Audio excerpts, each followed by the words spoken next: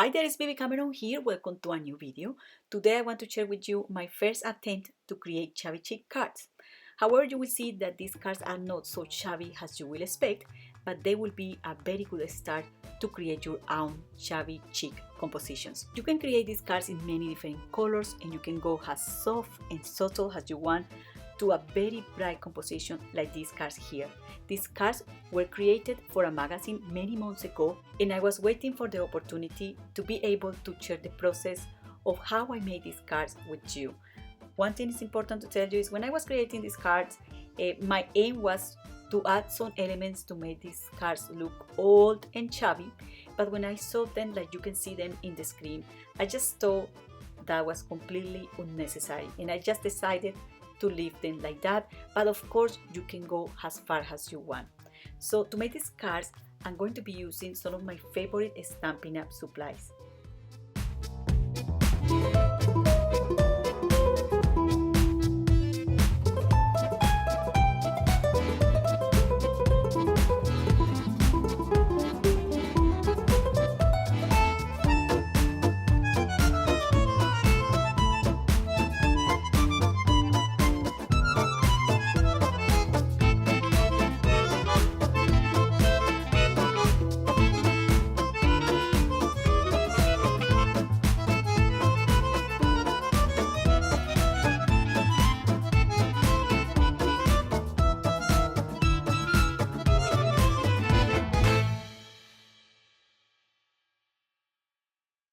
To make the large flowers, I use Pansy Punch, which is this one here, and this stamp set that coordinates with the punch called Flower Chop. I use this stamp in the set. And I use Saffron ink to stamp 4 of these flowers on a piece of Whisper white cardstock. And I also used a small flower stamp from this set called Petite Petals. It's this one here. So I'm going to stamp 3 of these small flowers with the same ink, Saffron, from Stampin' Up. And after stamping, I'm going to punch out the flowers. Petite Petals stamp set also have a coordinating punch, which is this one here, and it's called Petite Petals Punch. Sadly, I noticed that Stampin' Up has retired Petite Petals collection, so this means that Stampin' Up is not going to sell these tools any longer, but you can still use any small flowers, stamps and punches or dies you have in your stash to make cards like this one. Now I'm going to use Pansy Punch. You will notice that this punch coordinates perfectly with that stamped image. All you have to do is to try to place the stamped flower perfectly with those edges in the punch and punch out to get the perfect flower. These punches offers precision.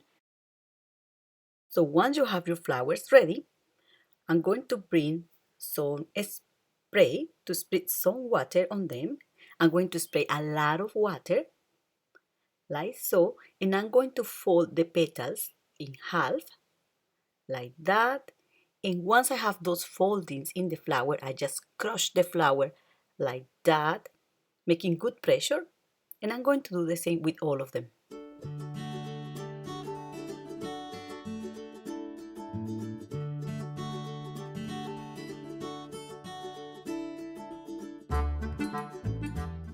And I'm going to allow these flowers to dry apart while I'm making the card.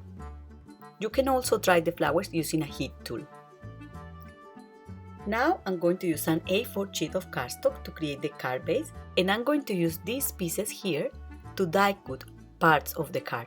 So my card base measures 6 inches by 10 inches or 25 centimeters by 15 centimeters. Now I'm going to score this piece in half. So I'm going to grab my scoring tool and I'm going to create a scoring line at 5 inches, like so. And for the front panel, I'm going to need 2 pieces of cardstock. This is Whisper White cardstock and Saffron cardstock by Stampin' Up. These pieces measures 5 inches and a half by 4 inches a quarter or 14 centimeters by 10 and a half centimeters. The 2 pieces are exactly the same size. Now I'm going to die cut the Whisper White cardstock panel and I'm going to use the precision base plate. I will be cutting with intricate dies, so this platform helped me to cut this out easier. I like to use a brush die just to get the paper out of the die and also those pieces of paper out of the die cut. Now I'm going to use the larger oval die in this die set, and I'm going to place the saffron piece of cardstock just behind the die cut panel, and I'm going to place the die like so, and I'm going to run this through the machine. So I'm going to create a window in both panels at the same time. So I'm making sure that that window is symmetric, and you will notice that the edges of that die cut panel are not going to be perfect because they have all those indentations and it's not perfectly finished. And to fix that, I'm going to create a frame using two oval dies like so you can cover up those edges. It's just as simple as that. I'm also going to use this oval piece here to stamp the sentiment in the center of the card. So we are going to paste that piece there. Okay, so now I'm going to die cut the decorative elements for this card. I'm going to use this large and beautiful detail die from Flourishing Phrases die set by Stampin' Up. This is also Pool Party cardstock. So I'm just going to use two of these dies, and I'm also going to cut some of the small leaves in the die set as well. Okay, so these are the pieces I have so far now. And at last minute, I decided to use another oval die as well to create this window frame here. But this die has a stitched decorative edge. And I'm also going to be using an oval die cut with that stitched decorative edge. And I'm going to stamp the sentiment using Memento black ink with one of the stamps from Flourishing Phrases stamp set. Okay, now I'm going to unfold the flowers, and I need the paper to be completely dry. And I'm going to do this very soft and gentle to avoid tearing the paper.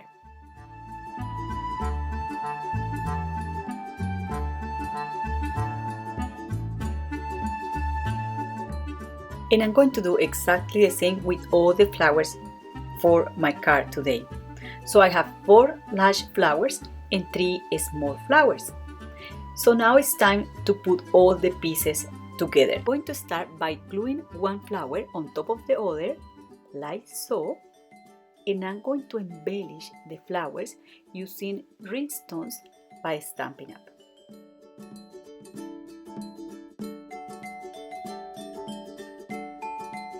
Now I'm going to glue the die cut panel on the saffron panel, and do it with a little bit of care so you align that window in the center perfectly in the edges of the cardstock.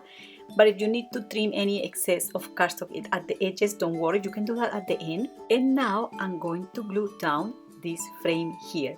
But you know, I already made this card. It's the card you saw in the pictures, but I decided to alter the design for some reason.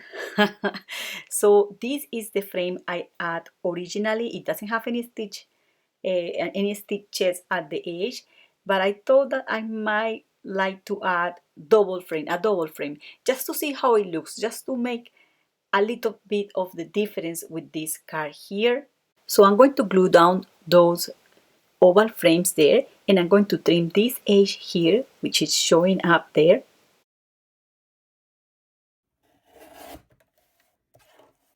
Okay, so now that I have my main panel finished, I'm going to glue it to the card base, and ideally I will add a piece of craft foam in the back of this panel just to give a little bit of dimension. And I want to show you this close-up picture here from the original card, because you can see how that dimension just in the center and framing that sentiment add value to this design. And to be honest with you, and don't tell anyone, I just forgot to add the craft foam here. Oh my goodness. And then I don't know what is wrong with me today, but I got the wrong card base, so I have to cut it down to the size. I have several card bases in this color. This is Pool Party cardstock, and I love it.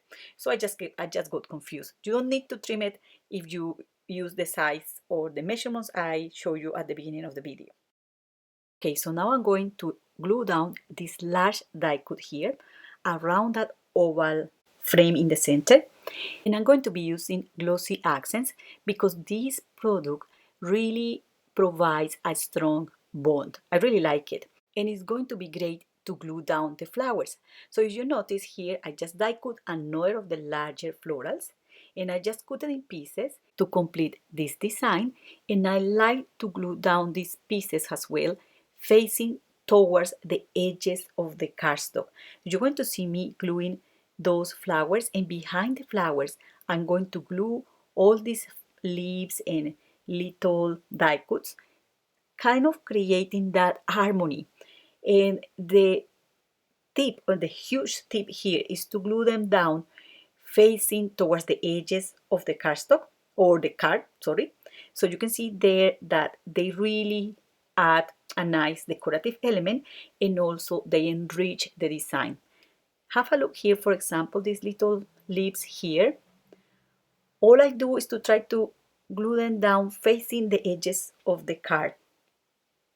And that really makes a whole difference. This is the only way I found to say this in English because I really don't know exactly how to say it.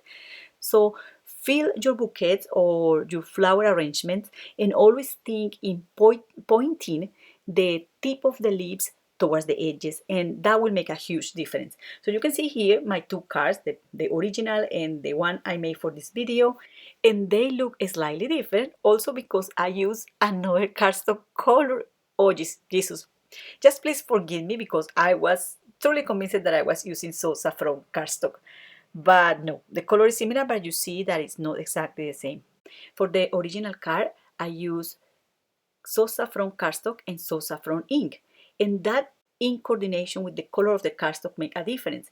So of course that affects the design. I really find that this design looks nice if you use light and soft colors. I have another sample here to show you, and for this one here I use Pink Pirouette and Smoky Slate cardstock by Stampin' Up, and I also glue down the flowers in a different way. And if light colors are not for you, I also create this card design for a magazine which is oriented to the mixed media artists. So I went a little bit more wild and I apply a watercolor background on watercolor paper, and I also use different ink colors. That was when I was a Stampin' Up Demonstrator. I'm not a Stampin' Up Demonstrator any longer, but I still love the products, and the Stampin' Up community was an amazing school. So that's all for today. Thank you very much for watching. I hope you enjoyed this video. Do not forget to subscribe to my channel or visit my blog for more ideas and inspiration. Check out the links in the video description or have a look to the next videos. Thank you very much for watching. A happy crafting. Bye!